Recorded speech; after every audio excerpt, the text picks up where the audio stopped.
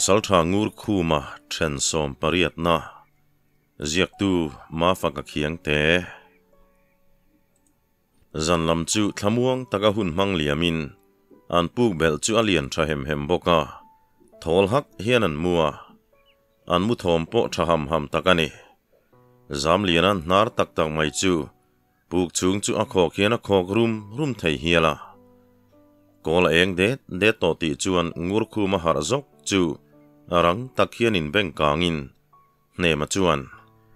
kati pal atlia mai karing lova tin puk lam chu an hoi zaka ngur khu mai ro chu lo nui sakin a thau chuak du mai lova an hoi kwal chuan lur thang lo in beng kang ve me chu muin reilo te an mu zui le ta mu chungan han nga le det nu chuan thau chuakin an thoma midang te po chu an ron thau ta sapa tira te panhi point nui var chunga lo biain pasal tha oilian chuan an pana pasal tha kanzir le donem han tin oilian chuan an en wanga nangni anga kol nam vai thiam chakhi kala hrengai mi lawani kamo phurna kan lalo longe lu seiwal la to pa ka chua don chewani tian nui vurin ngur khu matawin phi fai vai bel pak zo po si puilam pan turin an che chuak le ta thama in sem darin kil thuma tang chuan an pan ta silai muleng sualdong lo tur zong zel chuan kalin ngodur khup noya halka pasal tharwal le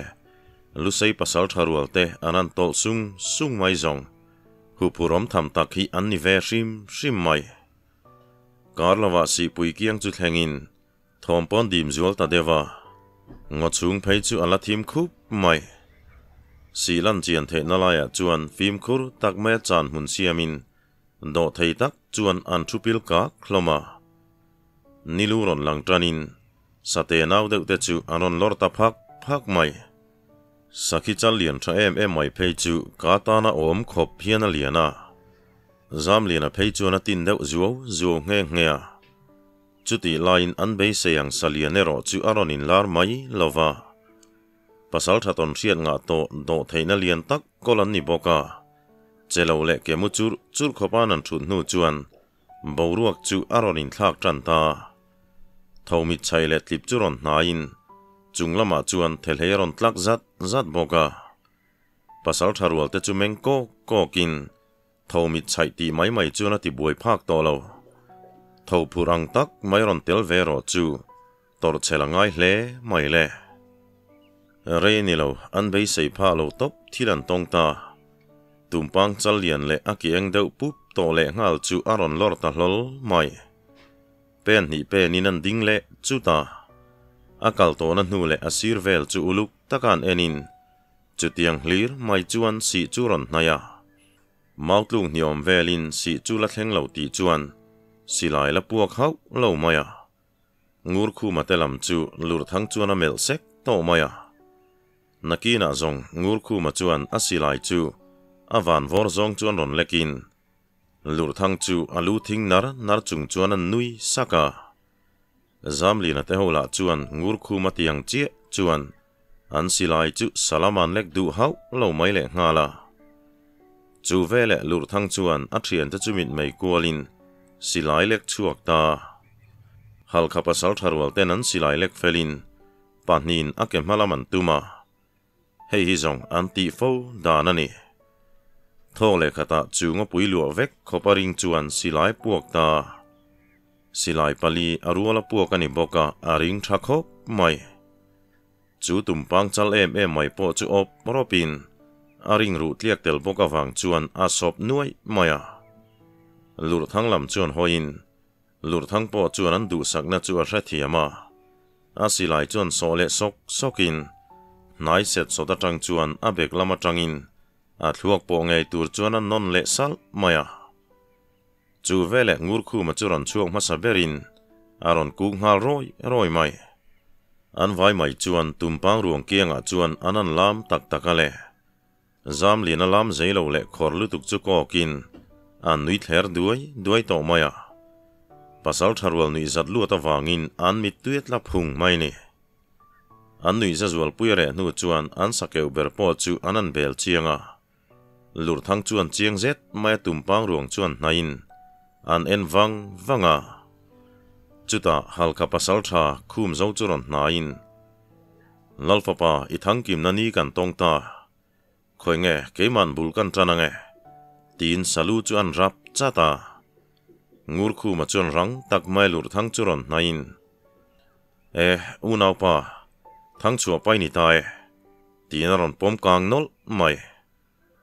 lur thang meu po lo mo wangin mit tuyan nam lo chau mai ni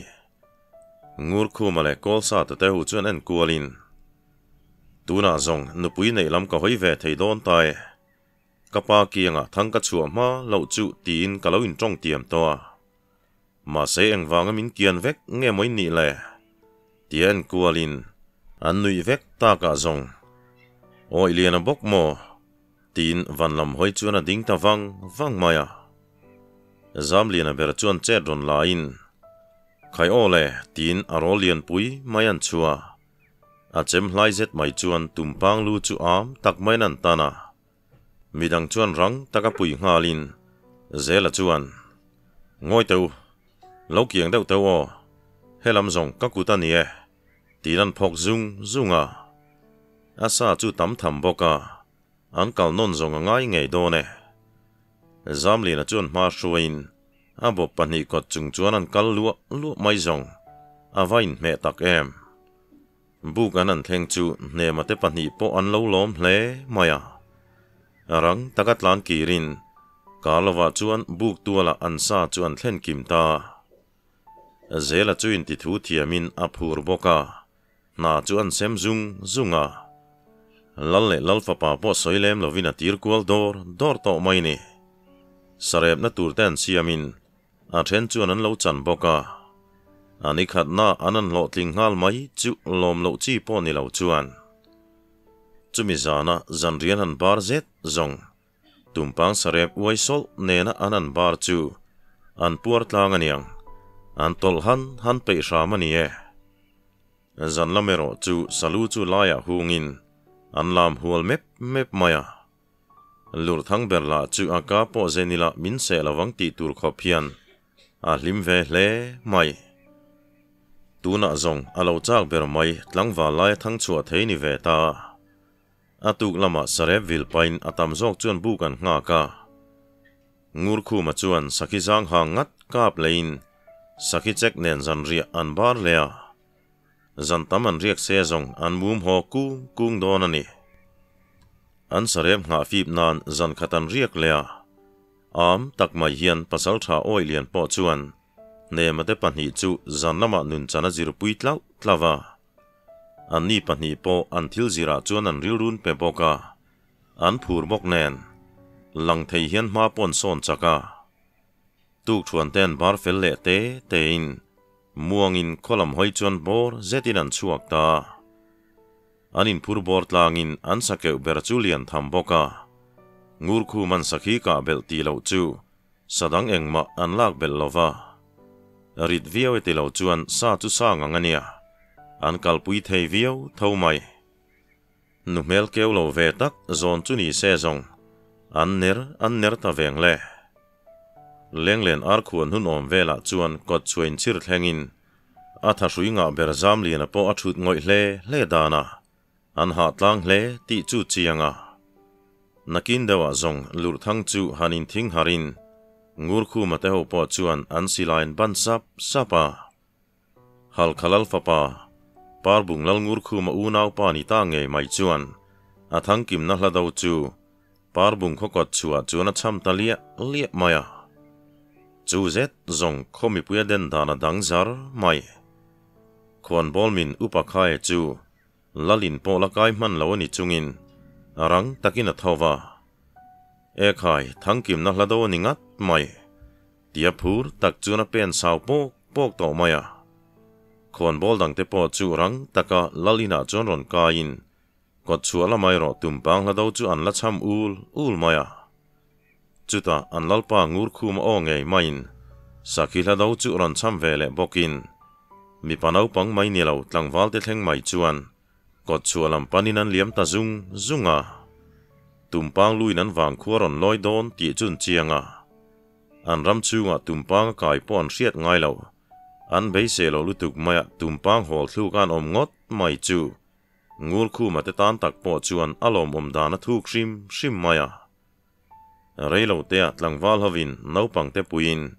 tumpang lu chu an zon lu tamup mup maya ami den dana dang boka mi puilam po an sa hok vek nin alanga tlangwal ho chuan pasal tha te phur chu chok bokin lalnu sai pui po nui sang hian afapa te chu lo muaka ngur khu ma chuan maron hruain lalmuala tumpang lu chun hung taruo mai zam lianan in ti thu mel tak mai an thut pui run mai chu a mu nam dang dai khop mai mi pui pung kho man tam to boka ngur khu ma churan ding chuakin tumpang chalan keu dhan chu ngai nom tak mai nan soya lalnu sai pui chuan akuta seki khat pam maya a tuitling ngai mai churan choin parbung nula mel tha nging lo ngai mai chuan thang chua diar chu lalina tangina ron chua pui ve boka chu nula tuai tir parbung mingla ti thang hat tur khopa duam na kol tu ngai mai chu halka pasal tharwal te point mu naman tingang mai an en do maya chuta lalnu chuan kafapa lo nai te le inu ku ta tang hian I thang kim na ro pui tak mai chu han dong te le tian nui sang chung chuan lur thang chu hui ta lur thang po alo mani ti ria tak hian phur takin leika chu ron kaya mi puinan en thup lai chuan kanu kalome han ti supin lalnu sai pui ku ta tang chuan no pui chuan laka nga ama ngai changa ding thuap mai parbung kho mi pui lam hoin herremin mi pui mu lai ngei mai chuan atuitling engku mai chu adota chuta parbung parmoi nging lo ngei mai chuan thang chua diar chu an hlan boka mi pui ho thom chu ring rem takani chuta khon bolu patana ngur khu manaru tak pasal tha kul liana churan pen chuak velein pasal tha diar hi aron kim chuak wa maya tumpang lu chuan tloin ka thang kim theilo na om chun tumpang chalin keu mai hi ka fapa ka van chuang tak chem tin lur thang lam chuan hoya chuta van lam hoi chuan an dak ang ve voin a mela lunglen na le ko har na te chu alang zut mai ti chianga chu vele khon bol min upakhai chuan va nai vatin pasal tha kul lian angai mai chuan thang chu la do chu fan rai mai hian an cham ta avanin me fam kim bik tak em van vor zong in silai chuan met puak zui thuaya lalmula tang chuan halka pasal tha tele ngur khu mate ho chuan lo chon bokin mi puilam chuan ho hulin an lo chon boka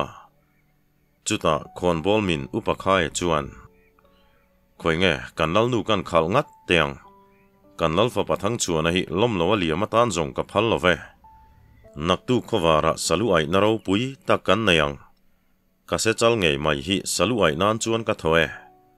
a dai lawani chuan ka se huang amin du kha in lo keu bel mai don nia an ti chuan lalnu poron ding chuang ngalin kan khon bol min chu se chalin ka lo do ve nge aron ti ve ta reilo te a chuan mi pui chu in chonin lo minan ho lua mai sialsa tinan au dual to maya chuta zamlina le kolsa ta chuan nui sang chungin tumpang lu chu lalmualan hung thla mi pui chuan an bia lui mai ni patling then khat akikara lo thuchin to kan oma mi pui an trin fel chuan atuk lamaroi pui kil dan tu te soi hovin valu pa ho chuan pasal tharwal ten aruam man na chun siam talai laya nula ten pasal tha te tur lalina chuan buat sai bokin chung zinga thang chua dir hlan tu nging lovi mongzang tak maya an phevat vat mai chu abik takin lur thang mi chu la fal hle maya ngur khu ma chuan kheu zavin unau pa tunge mingi ti kha ati suwa chu vele zamlina chuan kha kan zel kholo kha na hre chiang khopang chu alom nu naw lo mole lo tin ala du tok mai lo alom nuôi rồi chú trả về khera chuông lo ania an tile sa ma nging lo chuan hal khala ro pui ber chun thang fa panei chun mit chu alangang mai zan riaten pe fel nu chuan han bar sok sokin salu lo min upakhai ho chuan zain vor tanta han muan suar na tur chi ni to lo boka ngur khu mate po chuan zom ve vatin zan rei tak thengan menga atu ka kola eng de tranti chuan fatu tur te poron chuang ngalin lalmula chuan harmen khu ka sechal keu thom ron chuakin a then chuan vokan lo buai puya roi ro pui tak mai kila parbung lam ten lim taka hunan man lai chuan an ram chunga ngei mai an nuran zui paratu langrong pasal tharol te chuan pasal tha kai peng le ho te that tu te nu chu anon chui par mai sia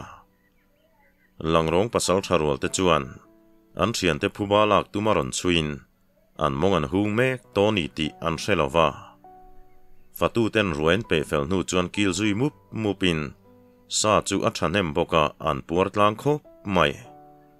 lim tak mai zan lama po lalmuala nula le tlangwal te chu chai mupin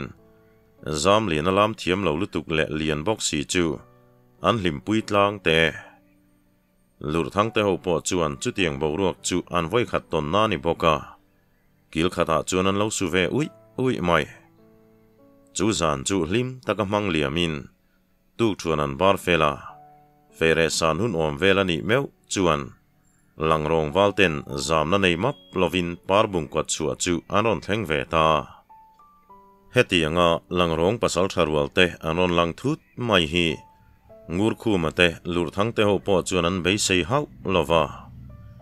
khatia langrong pasal tha kai peng le ache koi ten lur thang te ho tha nge tuma pu kan lu chil lai khan an jinga pani chu tlan cheman an ompal thu la tin pu ka tanga hlave deuh hleka chuan tan munan khoa ma se an bei se lo lutuk maya beile tan ni thut ta ka khan a chan che jok turan ni chu chiang bok sia arang taka tollet ngalin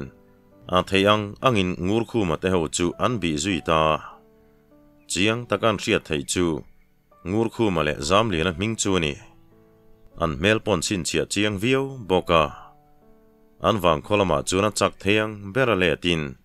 an thu riat chu an kir pui nal mai ni an wang khuwa chineng kim shilin an pasal tha kai peng thi na chuna deng na hle hloma khuwa anga lur thang te chu do ngam mol hek lo le pasal tha kai peng phuba la tur le lur thang tein ma chon pui turin pasal tha pathum le an nau te mi pali zet mai chu anon thok chuaka ngur khu mate nu churon bi zarin zol pui khuwa chu anon pal thenga lur thang nau te nga in soin thuman mo thak takeng an ni dan te ngur khu mate khokong lam te chu fing thiam taka zotin lur thang tumpang lu ro pui takan ai nia chuan parbung kwat chua anin chir thleng ve ta kwat chua chuan ha dam takan thuin engtiam malak tur nge niang ti te chu an soi khom laya mi pa taka lur thang te chuin mal bei pui mai tha hriain hupur na reng an nei lo zam na le tim na tel map lo chuan kho chu an dai lu ta alo mutu tela chuan chi pasam zial theu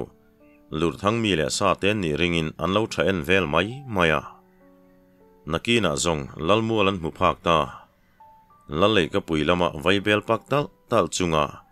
engemaw soya thubial ngur khu mate po chuan an lo mu vea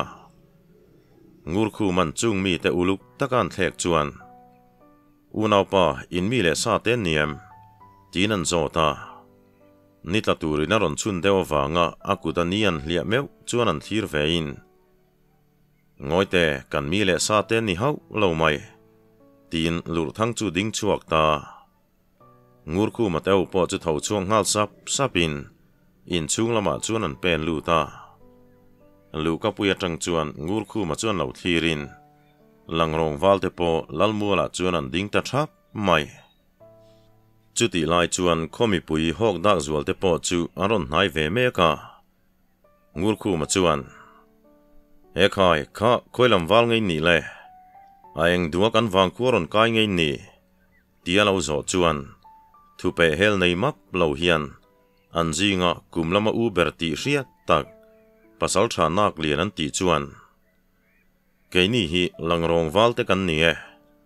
Kan pasal cha kai peng le nau tein tha tak phuba la tura lau kal kan ni. A khua le khuang ni lovin. Mi pa takin in machon puya kan chau chewani. Kan pasal cha kai peng nun na hi.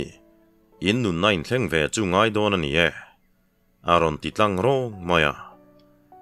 Chu chuan an boruak chu thak ngal hlok mai. Chuta ngur khu ma chuan an en vangin. Thile mai tur si in ron in pal ha thui hle mai ka ti. Ka u nau pa machon tur chuan ke himin pal tlang phot angayang. Lur thang zong in ta na sang lutuk dewani. Tia in chung lama chuan tol lutin. A kol nam nen chuan lalmual churan panta. Lur thang le athian pasal tharual te chuan phur zetin an kol nam an chu ve boka. Ngur khu mai ro chu an chet khal man ta chuang lo. Lur thang te hoin lalmual an dai thlen ve meu chuan. Parbung mi pui te chu an kim vekamati mai turin. Lalmuala chuan an pungkhom tup maya. Zamlian a po chu adan pa ngai te in. Ngur khu makianga chuan aron ding le chat to mai. Lalpa nang chulo olte. Kaha dam rei tariau maya. An vai hian min beiron se thang. Atile lung to maya. Chuti lai chuan langrong pasal tha pakhat chuan ngur khu ma chu uluk takan enin. Lusai pa loin rol su. Alo ti por chak maya. Ngura to te po chu asai phalo ni turani. Anui suk chau mai.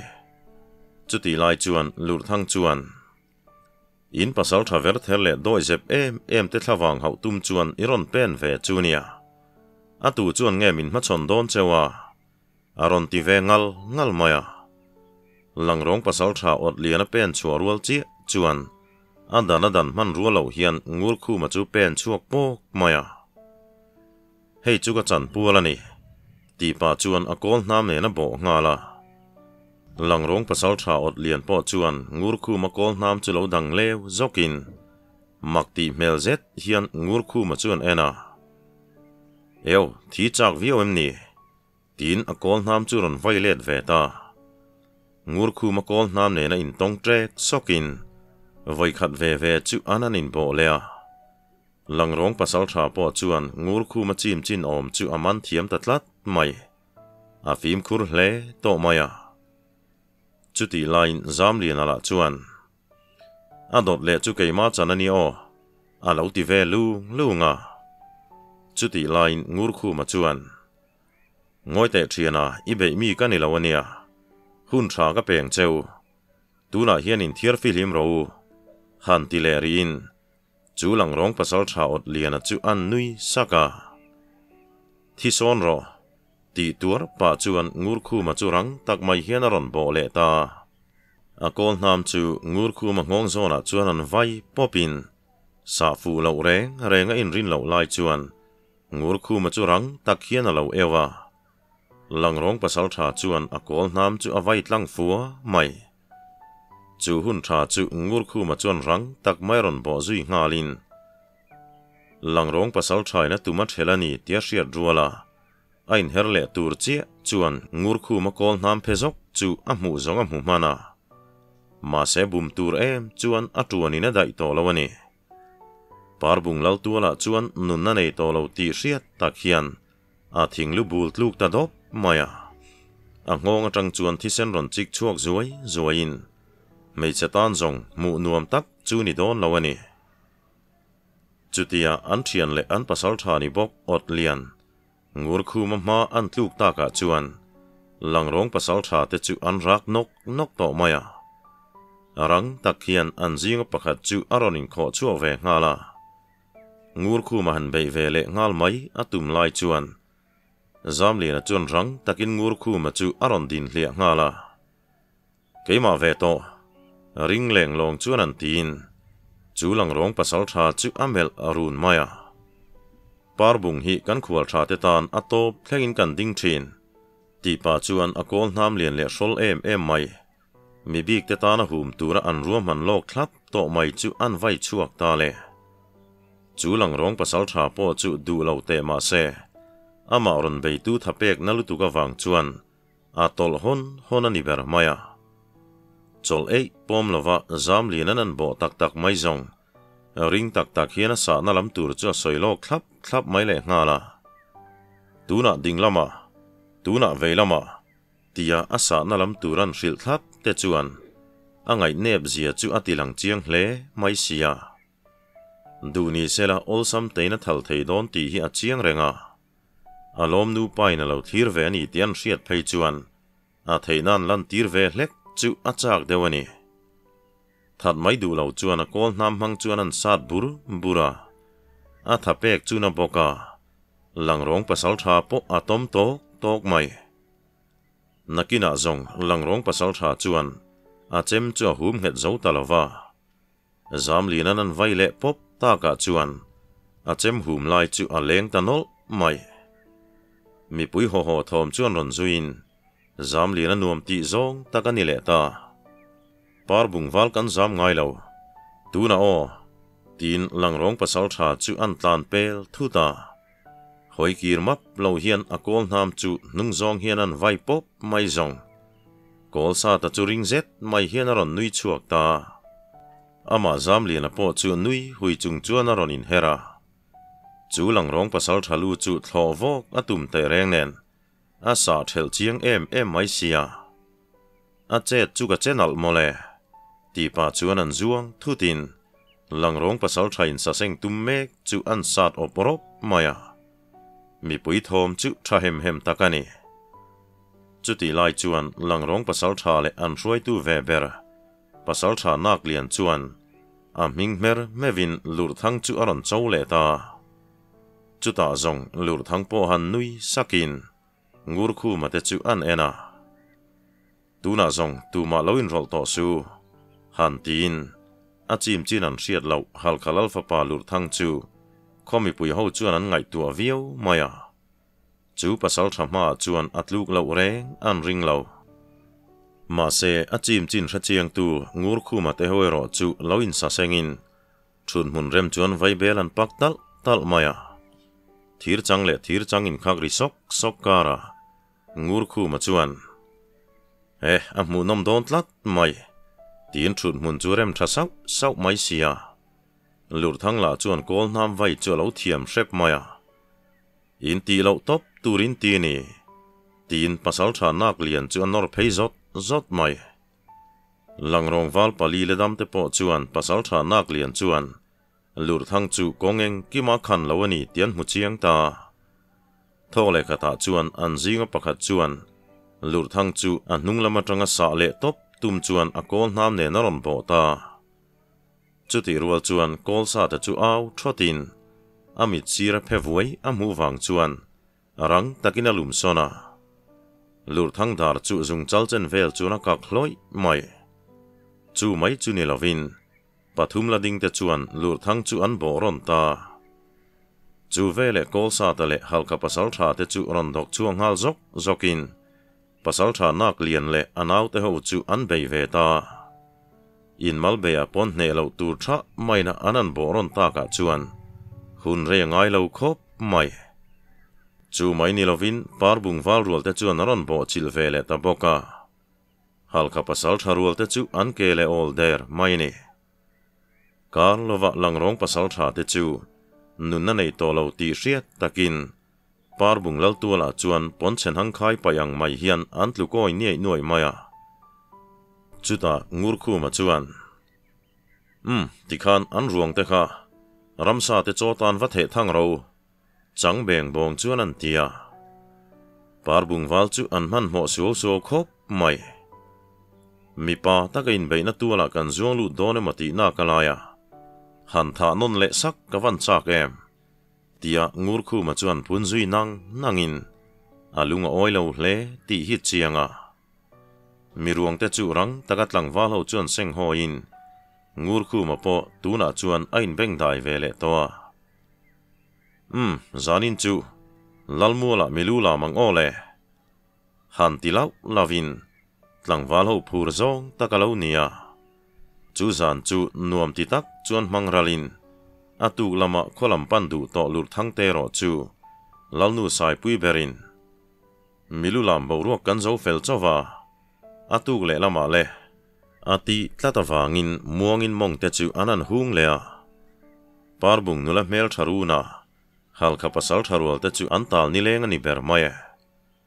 mani khuang mai ngain an thla chu ngamsi mai sia lim tak mai zan te mang liamin tu thuan te nan bar le zet nu chuan ama theyang berat lo lein tiam chungin lalin chun chua santa ngurkhu mate pali chuan satherlo be sei pain thui fe thla turin an zuya mei che chomakal om vel zet mai anin zui ta ka zong ngurkhu mate ho chu anding ta kan karta le lokange helai hian mei che chomakal ti hi trong upa kan hrengai lo mai theya hei hi trong cherna poimo takani chomakal han ti hian mi pa puitling chomakal soina ani maya mei che chomakal han ti hian chu ai toi deuh soinan chuan he thon thu jek tu hian aron mang ni na langa hei hi trong cherna poimo takani chuta ngurkhu mateu chuan dingin pasal tharwal te chu nget tak main ananin chela arang theng bera in tlole tura in tiamin anin vailiam ta tlang le mual sanga anlo in zui kwal rei man to boka ngurkhu mateu po an ngui veroi mai chutiangin lur thang te ho po an bang bik lo ngoi reng chon kong ru pa ngai join an pen sau po poka ngurkhu mateu ro chu vaibel te an pak le te in khaile zama nangin man ruaite sazuki ro pui deuh main min huwa ka kan riat chu nui deuh sang an ti ta ka zong zam lian a po phur tak chuan ma ruai le ta asa tui le don mange han ti ngal ngotin pasal tharual thian te ngai ngui reng thuam su ngodur khup mai hnuai chuan pen lutin midle beng uluk taka chiran chung chuan si hnai chu an pan ta mina zongin an then phak lo lam chu hoin in zo tak mai ngurkhu ma zok chuan ma hruai le ta an rin le be sei ai thui ma lur thang ten thla ta ka wanga mak tiru deuh zela te ho po chuan rang taka zui ngalin ngurkhu mala zantam liam ta khan mangtha mangat bok nen an lu thuk tul tula afim khur tul ni hian alanga thui pon lakal man om love ama ruai tu an la le pasal thani bok ngurkhu ma chu han ding chatin a thian te po ding tur chuan an zai zir ngala fim khur to phian sapuina sa se tura ve ang main thom nei hau lo chuan an ma zona an pheile ta eng thil nge mula chuan riat pui ve si lo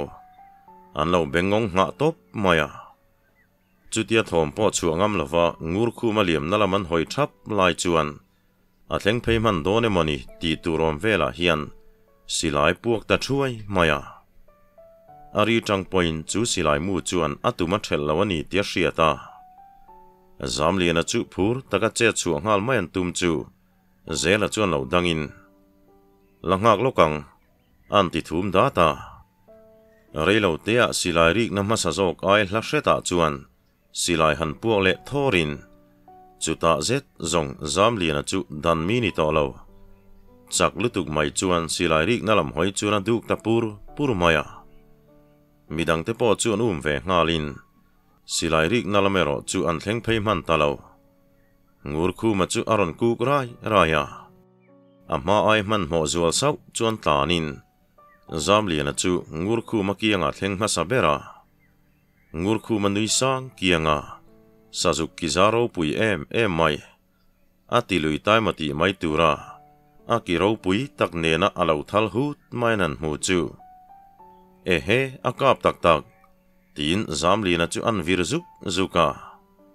amalianin alam thiam lo na samai sia a mu nom let ling phian mai reilo tea ngurkhu ma kiang churan thleng kimin asake wanhan mu chiang zet zong trong mai na chang po hrelo hian an ang pam hlom maya chutiang ang mun mina zong poina an kal phak lo na hmuna Sazuki zaro puilutuk lo om ngot mai chu makan tia chuta zela chuan rang takaron nain ngur khu ma chu ku atanok nok mai chuti line call sa ta chuan silai chuan pein hlado cham tur chuan atia ngur khu ma po chuan sajuk ruang chuan toin sajuk hlado ngei mai chuan cham vau vawa ngai san mel zet hian zam lian chuan lo thirin avanin me bik tak em alo tingal ngala ngur khu ma ngai san na hi are thei tak lo ani khuan hlat lutuk lo na mi palita na han zon thlen chu ahu purom lam hret chu ni ngur khu mai ro chuan zam lian a chak na fian a hun tha ani tir hria ngoite zama midangi pundon nge kanin thlen zo mai ngem han tidam thlupin zam lian a chuan sajuk ruang chu an en vunga pun love a aeng aya nge mo kan zo lo te lulang le tia phur tak man nai ngalin alam ma boka ako chungi hai zetila tin che chu anan la zunga ako chung tela chuakin akong bor vela chuan tan moka khaile zama hei hi input chokang o tia ngur khu man sajuk chal em mai akong chin nuelam put tuma tran munan siam rem zet zong khai khatiang te chu input chok tham poni lo kha tia zam lian chuan han punolin aba kha churon thlen ve to mai ro tina kalta nul maya ngur khu ma chuan an en zui vungin tharui chilo nga hle tak mai a ati ve hiala ti chuan mani zo tok thewari chupuin kholam hoi chuan ani oi chuak ta ngur khu ma te howin kot chuan in pal thlen meu chuan ni chuan suka chen or chawang ti turania hunan mangrei lo khop mai kot chuan thlen meu chuan in betur pom lo hian an thal pheng phung mai renga tlangwal chak thare tho wanglai hun mang mek an ni boka reiro chu an tlubik love vaibel ten lakain an paktal tala chuta ngur khu ma chuan silai zen hlang chuan soin a silai chu an lek chuaka ladawan cham wang nu chuan a silai chuan met puak dota ole tuntum thena tan chuan khati china khan kan du tok lenga kan soita kan khan akar laka engemo han soifia zeu hi in thasun lutuk to lo kan tumanga hrethiam lo ngai thlak ai chuan hrethiam nge ngai thlak kha a chiang zo ke kan ti to kha kan lo hrethiam sham don nia